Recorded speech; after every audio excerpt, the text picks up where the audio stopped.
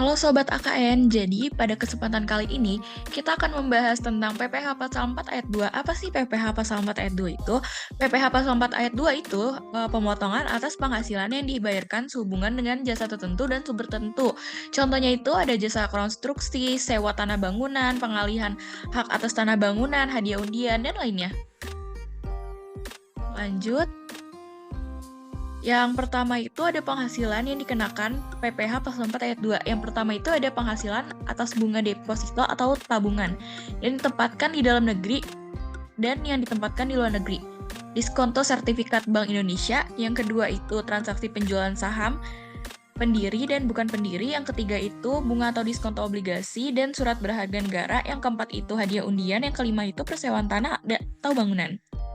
Selanjutnya yang keenam itu konstruksi, yang ketujuh itu wajib pajak yang melakukan pengalihan hak atas tanah dan bangunan, yang ke-8 itu bunga simpanan, yang ke-9 itu dividen yang diterima wajib pajak orang pribadi dalam negeri. Selanjutnya pajak penghasilan atas bunga deposito dan tabungan serta diskonto SBI itu wajib pajak dan objek pajaknya itu orang pribadi dalam negeri dan luar negeri. Objeknya itu penghasilan berupa bunga deposito. Wajib pajak dalam negeri dan BUT itu tarifnya itu 20%. Dasar pengenaan pajaknya itu dari jumlah bunga depositonya. Terus yang kedua itu yang buat luar negerinya itu dia juga dikenakan tarif 20% berdasarkan persetujuan penghindaran pajak berganda. Untuk dasar pengenaan pajaknya itu dari jumlah bruto bunga deposito. Selanjutnya itu tentang saham dan sekuritas lainnya. Objek pengenaannya itu adalah penjualan saham di Bursa Efek Indonesia yang dilakukan orang pribadi atau badan dari transaksi penjualan saham di Bursa Efek. Jenis transaksinya itu semua transaksi penjualan saham. Tarifnya itu 0,1%, dasar pengenaan itu jumlah bruto.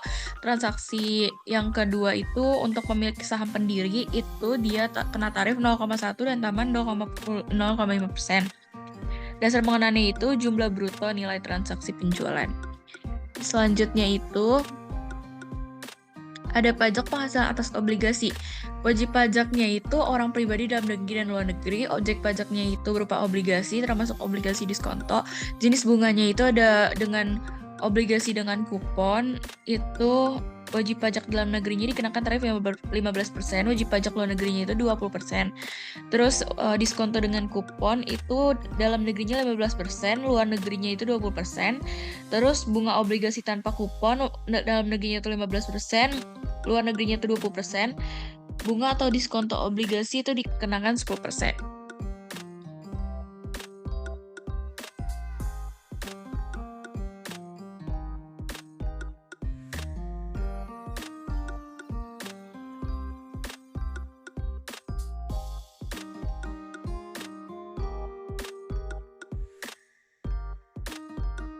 Selanjutnya, pajak penghasilan atas hadiah undian. Yang pertama itu wajib pajak dan orang pribadi menerima hadiah undian sebesar 25%. Objek pajaknya itu berupa hadiah undian dalam bentuk apapun, bisa dapat uang, barang, kenikmatan seperti menginap di hotel. Contoh soalnya, Bank AKN mengadakan penarikan untuk para nasabah hadiah berupa 1 unit mobil seharga 250 juta. 1 unit motor 20 juta, pemenang hadiah mobil CV Jaya, pemenang hadiah motor Mamat, tidak ada NPWP. PPh final atas undian dipotong oleh Bank AKN. Karena hadiah undian itu tarifnya 25%, langsung aja dikaliin 25% ke 250 juta untuk yang mobil. Yang motor itu 25% dikali 20 juta. Dapatlah tuh hasilnya 62.500 ditambah 5.500, jadi totalnya 67.500. Selanjutnya pajak penghasilan atas persewaan tanah dan bangunan. Wajib pajaknya dan objeknya itu, wajib pajaknya itu orang pribadi yang memperoleh penghasilan dan persewaan tanah bangunan. Objek pajaknya itu bangunan berupa tanah, apartemen, kantor.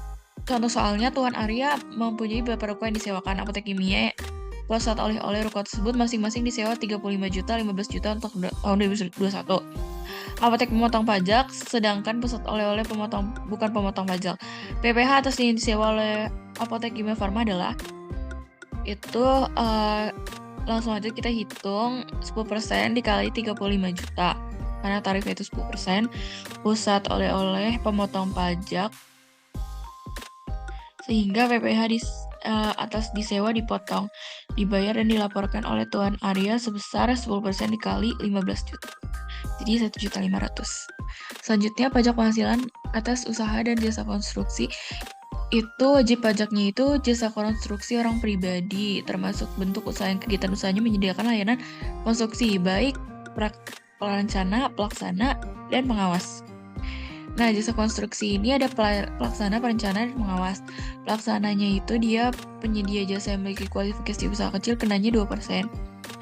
Terus pelaksana yang penyedia jasa yang tidak memiliki kualifikasi usaha dia tuh kena 4%. Terus perencanaan penyedia jasa selain 2 di atas itu dia kena 3%, penyediaan jasa yang memiliki kualifikasi usaha kena 4%, penyediaan jasa yang tidak memiliki kualifikasi usaha kenanya 6%. Selanjutnya contoh soalnya, PT Bangunan Jaya telah melakukan pembangunan gedung dengan perencanaan pelaksanaan pengawas konstruksi masing-masing adalah Raisa, PT Kimia Farma, CV. Nilai perencanaan pelaksanaan pengawas konstruksi masing-masing itu 66 juta, 70 juta, 55 juta. Nilai pembayaran termasuk PPN 10%. Di atas pembayaran tersebut, bendaharawan inspektorat memotong PPh final sebagai berikut. Nah, untuk yang penyedia jasa Raisa, dia kan jenisnya perencanaan konstruksi itu kita keluarin dulu PPN-nya. Caranya dengan 100 dibagi 111 dikali 66 juta. Jadinya dasar pengenaannya 60 juta. 60 juta baru dikali tarifnya 4%, jadinya dapat 2.400.000. Nah, yang untuk PT Kimia Farma itu kan pelaksana konstruksi, sama dikeluarin dulu PPN-nya kayak tadi, dapatnya 70 juta pengenaan dasarnya, dikaliin sama tarifnya itu 2%, dapatnya 1.400.000. Yang ketiga itu CV Kimia Farma pengawasan konstruksi, dikeluarin dulu juga PPN-nya, dapatnya pengenaan dasarnya 50 juta, dikaliin sama tarif nya itu untuk pengawasan konstruksi 4%, jadi kena 2 juta. Pajak penghasilan atas pengalihan harta berupa tanah dan bangunan. Wajib pajaknya itu yang memperoleh penghasilan atas pengalihan harta tanah atau bangunan. Objeknya itu yang diterima orang pribadi atau badan karena pengalihan atas tanah dan bangunan. Tarifnya 2,5% untuk pengalihan tanah dan bangunan berupa rumah sederhana atau rumah susun, 1% berupa rumah sederhana. Tarifnya 2,5% itu selain pengalihan atas rumah sederhana atau susun, 1% itu atas rumah sederhana dan susun, 0% itu untuk bangunan pemerintah. Contoh pajak penghasilan yang dibayarkan oleh koperasi kepada anggota koperasi orang pribadi. Wajib pajaknya itu ada orang pribadi sebagai anggota koperasi, objek pajaknya itu bunga simpanan yang diterima oleh anggotanya. Tarif dasar pengenaannya ini 0% untuk bunga simpanan sampai dengan 240.000 per bulan, 10% dari jumlah bruto untuk penghasilan berupa bunga simpanan lebih dari 240.000. Selanjutnya, pajak penghasilan atas dividen yang diterima oleh wajib pajak orang pribadi. Wajib pajaknya itu orang pribadi yang bertindak sebagai pemegang saham. Objek pajaknya dividen. Tarif dasar pengenaan pajaknya itu sebesar 10%.